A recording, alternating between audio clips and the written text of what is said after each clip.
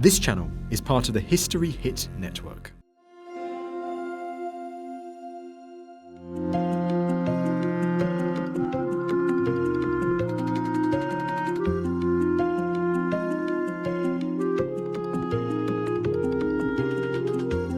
The story of the kings and queens of England is more surprising than you might think. It's a fine drama, 1,000 years of tales of lust and betrayal, of heroism and cruelty, of mysteries, murders, tragedies, and triumphs. But there's more than that.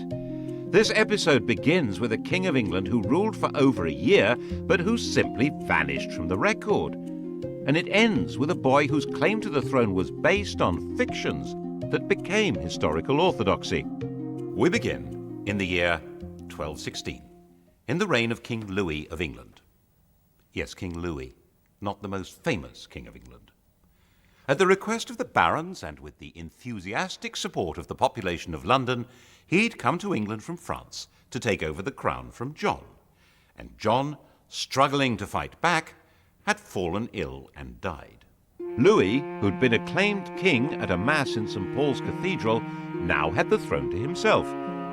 He had no coronation, as the bishops had been excommunicated, but rulers are created in England by acclamation, not coronation, which is why the uncrowned Edward VIII was a king, and Lady Jane Grey, who did have a coronation, was not queen. And Louis got rubbed out of the list of England's monarchs because his acclamation was, with hindsight, withdrawn.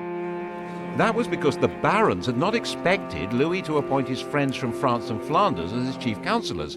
They'd expected to be given much more control over what went on, and then they thought, there's a better option. John had a 9-year-old son, Henry. Of course, no child had ever been king, but there's a first time for everything, and if the king was a child and one of the barons was regent, then the barons really would be running things. Of course, Louis controlled London, but the child was at Corfe Castle, and they could at least get him to the nearest abbey, Gloucester, to crown him. Of course, they didn't have the crown, but they could use his mother's gold neckband. Actually, they didn't have an archbishop available to do the coronation. Never mind, the Bishop of Winchester was available and had the keys to the treasury. It wasn't a well-attended ceremony. Not even all of John's executors could get there, but it would have to do.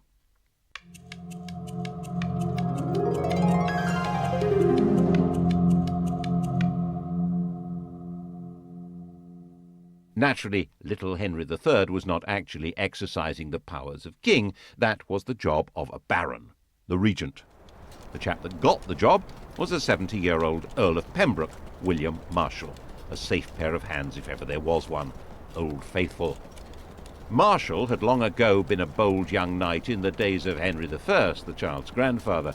He'd worked his way up the greasy pole of advancement by the simple, if very unusual, principle of loyalty to his lord and total trustworthiness. Everyone trusted him, and now the barons expected him to get rid of Louis and rule on behalf of little Henry. And Louis was roundly defeated. In the end, he agreed to go back to France and agree he'd never been King of England at all. And all the barons and bishops who'd acclaimed him as king agreed that they'd never done anything of the sort. History Hit is a streaming platform that is just for history fans, with fantastic documentaries covering fascinating figures and moments in history from all over the world. We've got unrivaled access to the world's leading historians, with hundreds of documentaries featuring everything from Boudica to the British royal family.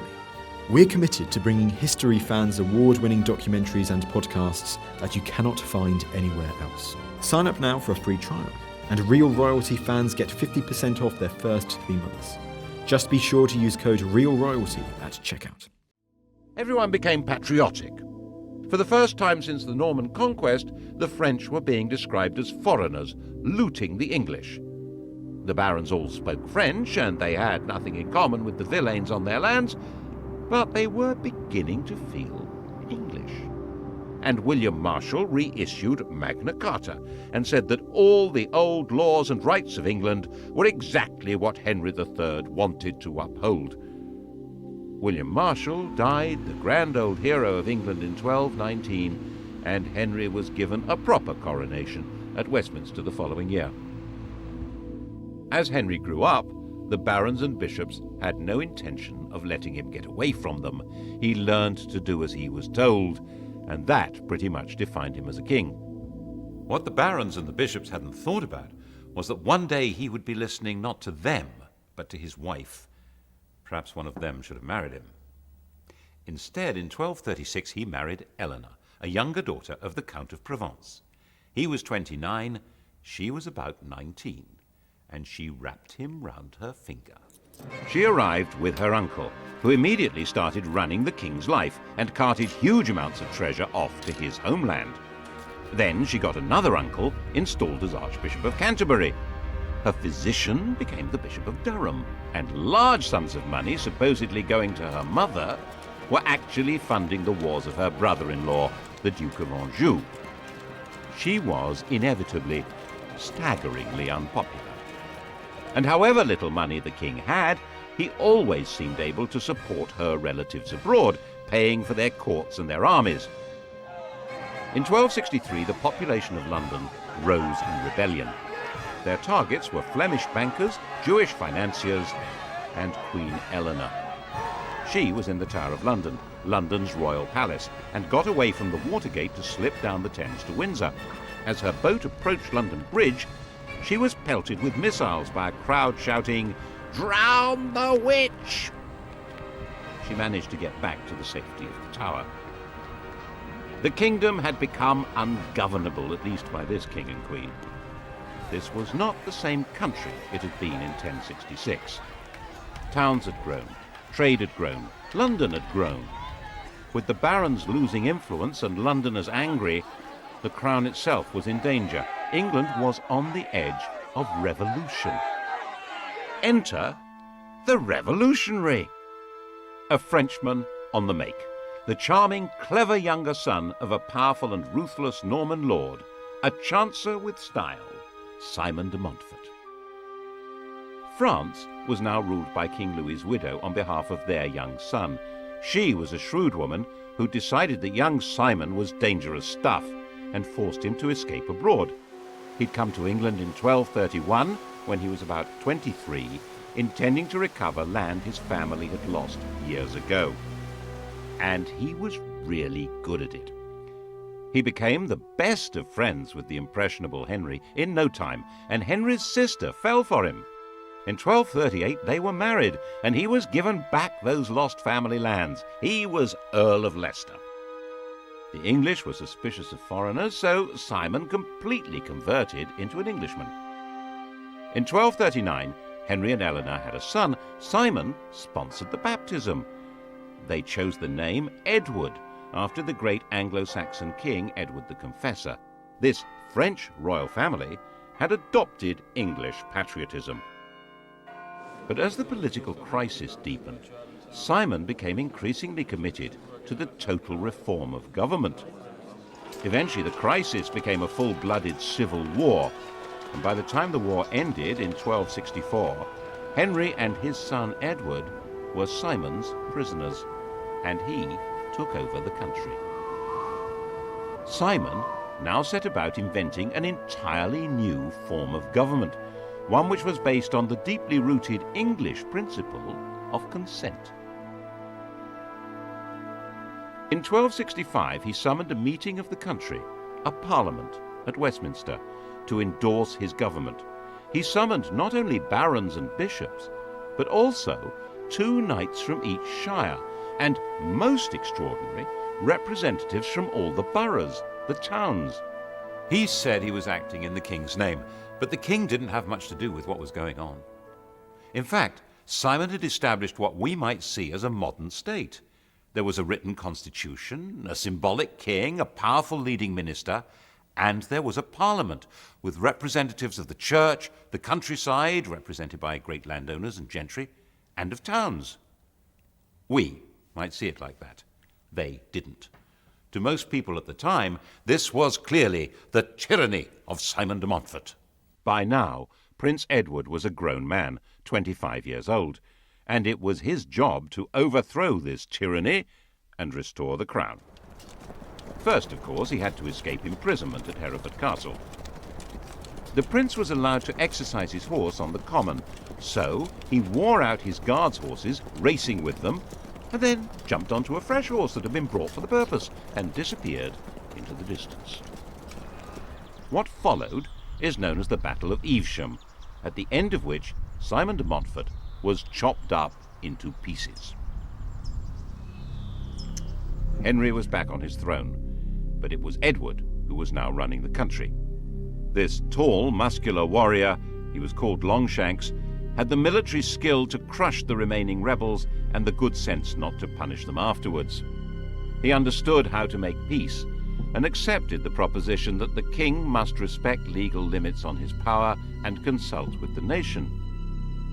He also habitually spoke English, the first royal to do so since 1066.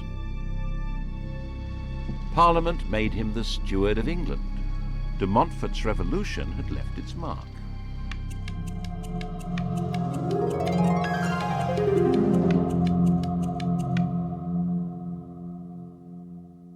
The old king died in 1272, having reigned for 56 years. Edward's main interest in life was chivalry and warfare. His natural costume was armor. It had been since he was a child. When Henry died, Edward was out of the country on crusade. He came home to be crowned with his queen, yet another Eleanor, in 1273. The daughter of the King of Castile, she'd already borne Edward 6 children. They would have 10 more. England now had something like a settled system of government. Edward confirmed the existing charters, including Magna Carta, and was able to leave the business of government and justice to his council and judges. His main concern was how to gather the money to conduct his military interests without provoking more rebellions. In 1190, the monks of Glastonbury had found graves which were believed to be those of King Arthur and Queen Guinevere. The bones had been placed in the Lady Chapel. Now, 88 years later, King Edward carried the bones of Arthur and Queen Eleanor those of Guinevere. They put the legendary remains in a magnificent tomb in the main church. Edward presented himself as a new Arthur. All this was part of a wider campaign to give his kingship the power of myth, and so unite the country behind him. This unity was going to be needed when he claimed supremacy over all Wales. It worked. When the Welsh princes rejected his claim, he was able to raise the money to make an enormous military effort. He became the first English king to totally conquer this mountainous territory. One of its princes, Llywelyn, was killed in battle. His head was mounted on the Tower of London. The other, David, was put on trial for treason before Parliament and sentenced to be drawn, hanged, beheaded, and quartered. This was a savagery previously unknown in English law.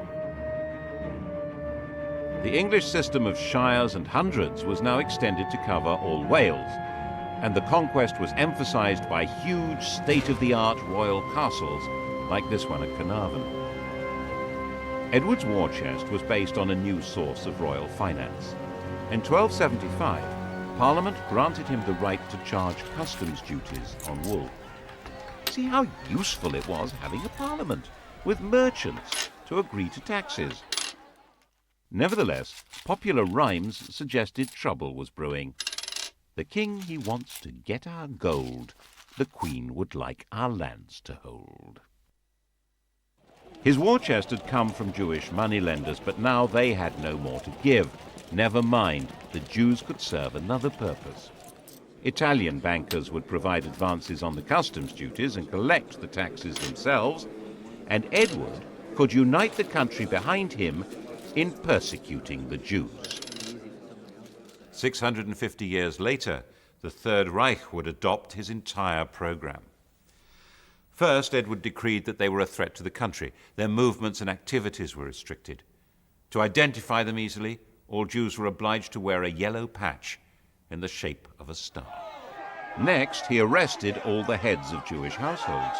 Over 300 were taken to the Tower of London and executed, while others were murdered in their homes. Finally, in 1290, the king banished all Jews from the country. By now, the armoured overlord was a national hero. When his wife Queen Eleanor died in the same year, worn out by childbirths, his own grief was turned into a major display of national mourning. Her body was ceremonially carried from Lincoln to Westminster, and a memorial cross erected at every one of the 12 resting places, including here at Charing in London. Charing Cross. It was time to enlarge the kingdom again. In 1296, he led an army to enforce his claim to Scotland. Edinburgh was seized, and the King of Scotland, stripped of his crown, was imprisoned in the Tower of London. Scottish kings were crowned enthroned on the Stone of Scone, or Stone of Destiny. Edward had it moved to London and put in the coronation chair in Westminster Abbey. Edward appointed a trio of Englishmen to run the country. Actually, his rule in Scotland was not noticeably harsh or unjust, but that was beside the point. His own conjuring of the demon of nationalism was turning against him.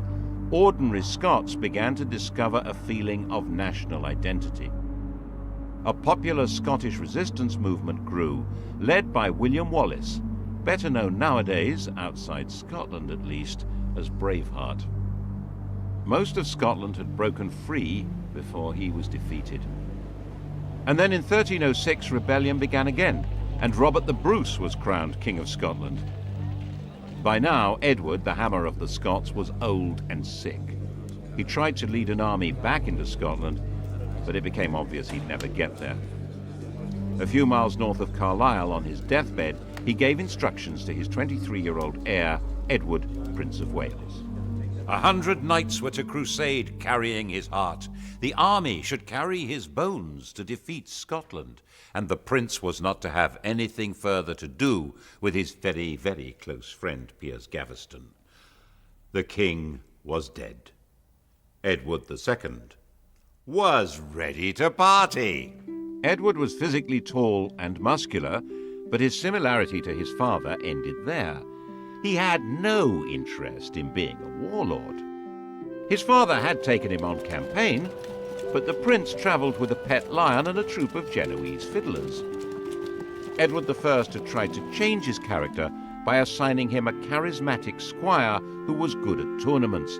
This had backfired spectacularly. Edward and Piers Gaveston had fallen in love.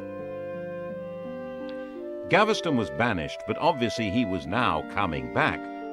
Gaveston was an elegant, charming, artistic man who loved showing off his power over Edward and could still easily beat more macho men in tournaments.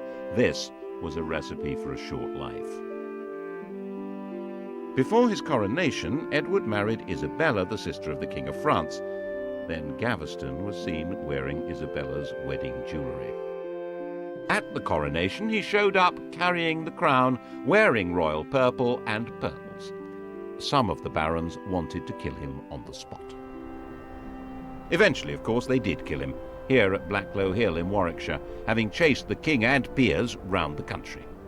And then Robert Bruce, renegade King of Scotland, set about completing his War of Independence. He captured Edinburgh and besieged the last English stronghold, Stirling. In 1314, Edward II set out to relieve the city. The battle at Bannockburn, just outside the castle, was a total disaster for the English. Edward's troubles were made worse by the fact that the climate, which had been benign for about 100 years, took a dramatic and long-term turn for the worse in 1315. As harvests failed and cattle died, the barons said that his extravagance and lack of direction was intolerable, so the grown-ups took over. The Earl of Lancaster, head of the council, was now acting as king, keeping Edward on a daily allowance of £10. But he still had friends. He turned to Hugh Despenser and his son, Despenser was the only nobleman who had supported Gaveston.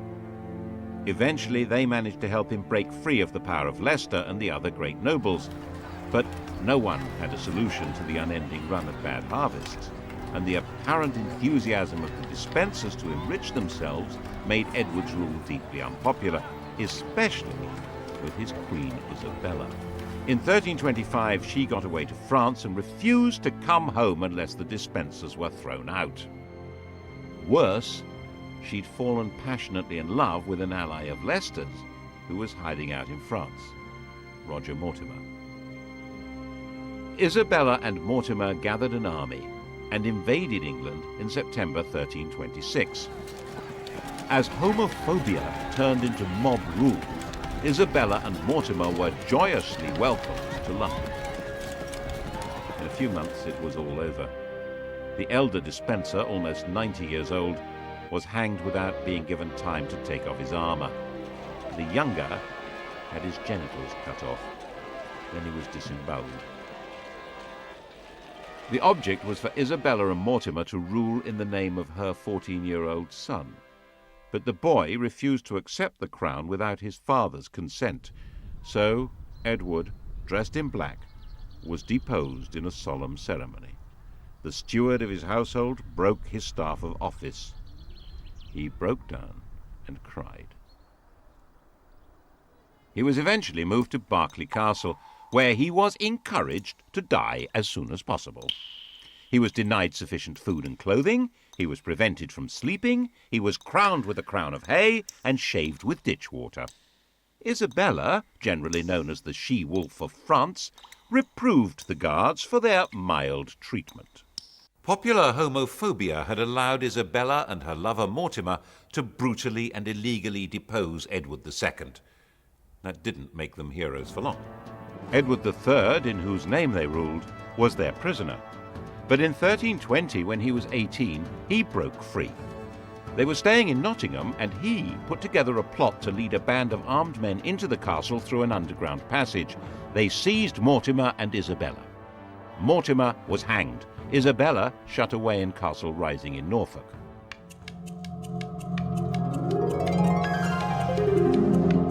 And England had a king again. Law and proper government would be resumed under a handsome young man, properly entitled to the throne, who also happened to be a fine chivalrous knight who spoke English, French, and German, and who was already married with a baby son. What could be better than that? Oh, how about a good war? Edward decided on the most extraordinary and significant military campaign since the Norman Conquest. He announced that by the laws of inheritance, he was the rightful successor to the throne of France. It was rubbish. It wasn't.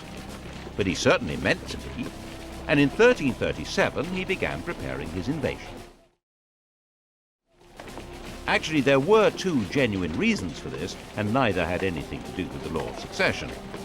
One was that the French were supporting the Scots, and so long as that continued, the King of England would never be master of Scotland. And northern England would be constantly threatened by raiders, looters, and Scottish armies. The other was that England was now a busy commercial country selling wool to Flemish weavers. In 1336, Philip of France decided to take control of this trade. He arrested all English merchants in Flanders and took away the privileges of the Flemish towns and the craft guilds. English merchants pointed out that they'd lost their income. The king had lost his customs duties. The kingdom had lost its foreign trade. The coast on the far side of the Channel was vital to English security and prosperity. Whatever the cost, it must be kept open. The same imperative would force Britain to war against Napoleon, against the Kaiser, against Hitler. Edward was the first to have to face it. His solution was to claim France and break it. This little campaign is known to history as the 100 Years' War. But this war actually changed the nature of the king's job, because it required a new kind of army. Ever since William the Conqueror, the idea had been that in exchange for their landholdings, lords and knights were supposed to turn up in arms and fight for the king when they were needed. But this didn't work very well for a war overseas. Firstly, a knight's service was only meant to be for 40 days at a time. That doesn't work with a 100 Years' War. Secondly, many knights felt that they shouldn't be obliged to go overseas at all, and they were probably right. And thirdly, they weren't necessarily fighting men anymore. So Edward needed to have a professional army. Knights who didn't want to serve didn't have to. They could pay a tax called scutage that would allow Edward to hire professionals. Mercenaries were quick to see the opportunity for plunder and ransom and joined up. And freed from the need to pander to knightly good manners on the battlefield, Edward hired thousands of effective, deadly archers from the lower classes. Instead of being a feudal warlord, the king was now a professional commander. He invaded Normandy in 1346, and his professionals destroyed the old-fashioned feudal knights of France at Crécy, opening up that vital coast. Calais held out, and when it eventually surrendered, Edward announced that it must be punished. The city keys must be handed over by 6 leading burghers, barefoot, with nooses round their necks, to be hanged. When they arrived, the Queen publicly fell on her knees and pleaded for the burghers' lives, which of course Edward granted. This splendid pantomime was part of the theatre of royalty, which Edward was now developing to a magnificent art. The life of the king was being turned into a public performance. His court was the home of chivalry, and his lords and knights were given parts in the drama. It was a brilliant device for binding together war, taxation, and loyalty. The Queen was as important in this as the king. She led the ladies of the court, the judges of chivalric behavior, and she was the source of mercy, tempering her husband's justice. This was a religious image. People were encouraged to show devotion to the Virgin Mary, the Queen of Heaven, who would intercede and offer protection against divine judgment. Intercession was desperately needed by people who believed that God punished them with death. Death arrived at Weymouth in June 1348. Black Death. In less than a year, the whole country was stricken.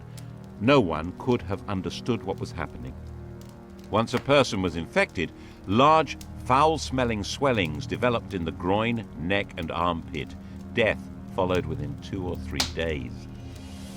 The disease killed more than a third of the population, and by 1350, the population of England was half that of 1315.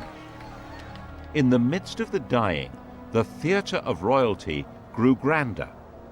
Edward created the Order of the Garter, where 2 tournament teams played out an Arthurian drama based on St. George's Chapel at Windsor. The castle was rebuilt for the show.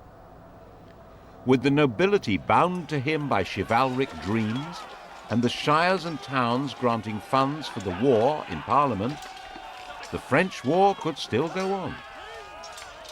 Another decisive victory at Poitiers in 1356 brought France to the point of disintegration. But by now, the war couldn't be ended. The nobility and troops saw endless vistas of plunder, while the king's only chance of income came not from his withered population, but from rich ransoms. This war would last 100 years. By the time Edward died in 1377, 65 years old, the townsmen and peasants of England were sick of the whole thing.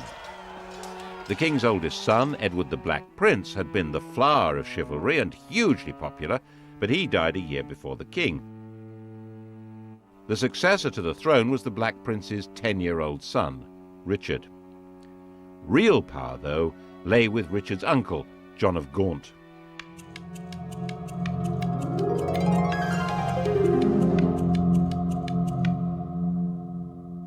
The war had by now turned against England. The French were ravaging the English coast. The shrunken working population demanded proper wages. They had no interest in performing feudal duties on the land, while desperate landowners needed more than ever to enforce them. Gaunt's government needed money and tried to raise it from a poll tax, not understanding that the population was far smaller than before. When they failed to raise the money they'd expected, they tried again. And England erupted. Lords, nobles, bishops, get rid of them all. Who needs them? When Adam delved and Eve span, who was then the gentleman? The so-called Peasants Revolt of 1381 was actually an uprising of the respectable people of towns and villages across England. Its aim, at least for the rebels that captured London, was an end to lordship in church and state. Just one archbishop and a king. Specifically not, they added, a king called John. They detested John of Gaunt, who went into hiding. The dramatic moment, of course, was the meeting of Richard and the rebels at Smithfield on the 14th of June. The rebel leader, Wat Tyler, was talking to the king when the mayor of London cut him down. The rebels immediately drew their bows, and the king, now 14 years old, rode forward to calm them. I will be your captain. Come with me into the fields, and you shall have all you ask. And they dispersed as he told them. It was an astonishing lesson in the mysterious power of kingship. The rebels should never have trusted him, of course. Once the danger was past, the ringleaders were hunted down and killed. Villains ye are, and villains ye shall remain.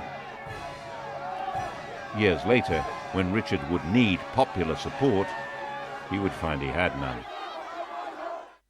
But Richard had been given a dramatic vision of himself. He seems to have been convinced that the basis of his power lay in the special authority of sovereignty. He was the first English king to have portraits made. Instead of wars, he offered tournaments accompanied by music and dancing with the ladies of the court. But Richard's choice of companions were not the kind of men that most barons approved of. And above all, Richard abandoned the war with France, leaving France in control of Flanders. Unpleasant references were made to Edward II, and look what happened to him. He found himself up against a group of noblemen who called themselves the Lords Appellant, appealing to have his closest advisers removed and take over the government, which is what happened. Richard was effectively dethroned. He was able to recover power in 1397. As part of his efforts to secure his throne, he exiled Henry Bolingbroke, John of Gaunt's son. But Bolingbroke came back with a vengeance, and Richard found that wherever he turned for support, it simply wasn't there. Bolingbroke captured him, demanded his voluntary abdication, and then sat on his throne. Richard disappeared into a prison in Pontefract Castle, where he was murdered. Richard had no children. The line of the Black Prince, Edward III's eldest son, had come to an end. The proper heir to the throne was an 8-year-old boy called Edmund living in Ireland, the great-grandson of King Edward's second son. Henry's father was the third son, so Henry was certainly not heir to the throne.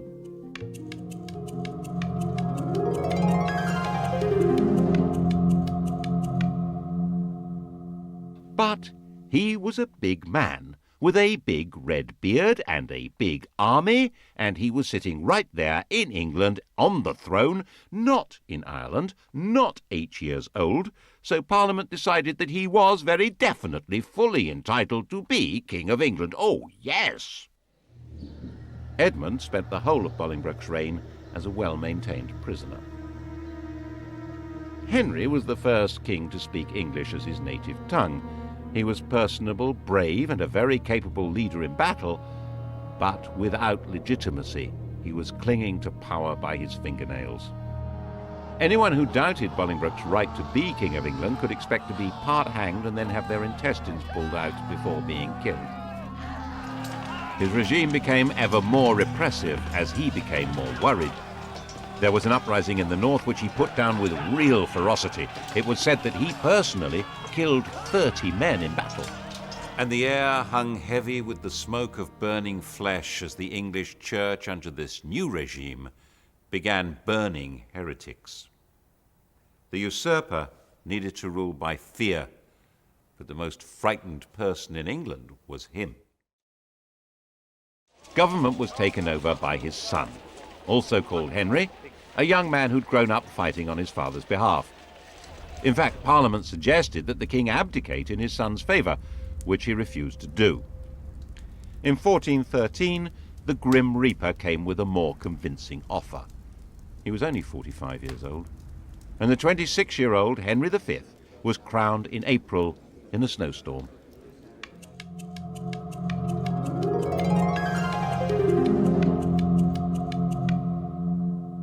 Henry V did all he could to get the country back onto a stable footing.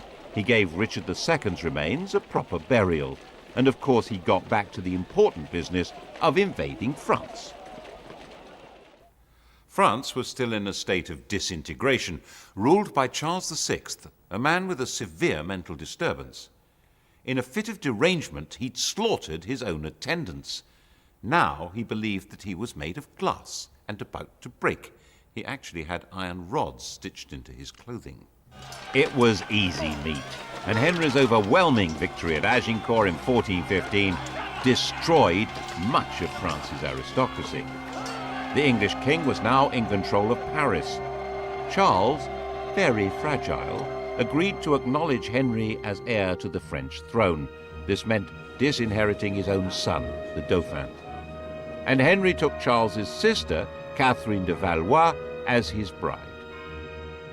What a great place to end the story. England safe, Edward III's plan to take over France brought to fruition, a genuinely popular king, and they all lived happily ever after. Not. In 1422, Henry V, not yet 35 years old, contracted dysentery and died. England had a new king, Henry and Catherine's son, Henry VI. 6 weeks later, the King of France also died, and Henry VI became King of France. Just one problem. His Majesty King Henry VI was only 10 months old. The Duke of Bedford was appointed Regent of France and the Duke of Gloucester Regent of England. And the baby's kingdoms, especially France, were in serious trouble.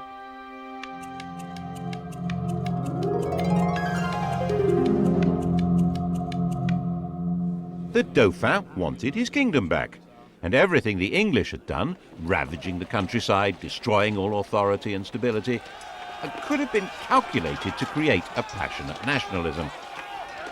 It was entirely natural for people to believe that Joan of Arc was on a divine mission to drive the English out of France and give it its rightful king. Under her inspirational leadership, the Dauphin's forces took over Orléans and Reims, and he was crowned King of France in Reims in 1429. Little Henry had still not been crowned king of anything.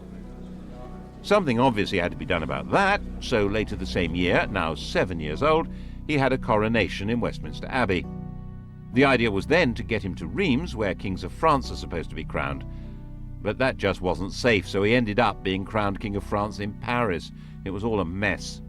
In fact, English forces were now fighting a losing battle. The new factor in the equation was gunpowder. Cannon and handguns changed the whole nature of warfare. And Henry did not grow up to be a warrior. A quiet, studious young man, he never felt it was his job to lead the English forces in battle. They were finally destroyed at Castillon in 1453. The 100 Years' War was over. England was left with no possessions in France except Calais. But Henry's problems had barely begun. The taxes needed to fight the war, and corruption among royal officials meant the country was disheartened and angry, and the issues of legitimacy that had lain pretty dormant in England since Henry Bolingbroke usurped the throne were now coming out of the woodwork. Richard II had been the last legitimate King of England, if there was such a thing. He'd been succeeded by his murderer, Henry Bolingbroke, the father of Henry V, the grandfather of Henry VI. They were all descended from John of Gaunt, Duke of Lancaster. But that wasn't the legitimate line of descent. John of Gaunt had an elder brother, whose descendants were still alive. The rightful King of England had not been Henry IV, but Edmund, the Earl of March. And now that Edmund was dead, it was his nephew, Richard, Duke of York. Edmund had carefully and probably wisely never made a point of making his claim. Henry IV and Henry V had been seriously powerful men, but Henry VI wasn't in the same league. His interest was not in war but in learning. He founded Eton and King's College, Cambridge, and he was a gentle, pious man. There were many who believed that he was more a saint than a king. Richard, Duke of York, now 40 years old, decided that it was time for the crown to fall into his hands. His claim was supported by most of the barons of southern England. The northern barons felt all this was codswallop. They had the right to choose their king, not be passed like slaves to whoever inherited them. And then, quite suddenly, in the summer of 1453, the king went mad. He'd probably inherited the strain of madness in his mother's family, the illness that had racked Charles VI. The true legacy of Agincourt was not the crown of France, but a recurring disease that would afflict members of the English royal family for centuries.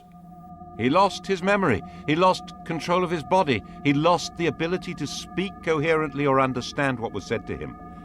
His wife gave birth to their only son, but he knew nothing about it. With the king incapacitated, government needed to be handed to a regent, and the man with the backing in the south to take over the reins was Richard, Duke of York. The inevitable and disastrous outcome was civil war, Lancaster against York. Their badges, the Red Rose of Lancaster and the White Rose of York, gave history the Wars of the Roses. To begin with, it was a war for control, not of the crown, but of the king. Richard didn't want to be crowned while Henry was still alive, nor did he want to kill him, but he did want to control the government and be recognized as Henry's successor. The king made a partial recovery, but was quite incapable of taking charge of his own defense. His queen made an impressive effort to do it for him. Margaret commanded in the Battle of Wakefield in 1460, when Richard of York was killed. Richard's son, Edward of York, had none of his father's qualms about taking the crown. In March 1461, Edward, without any parliamentary approval, had himself crowned Edward IV.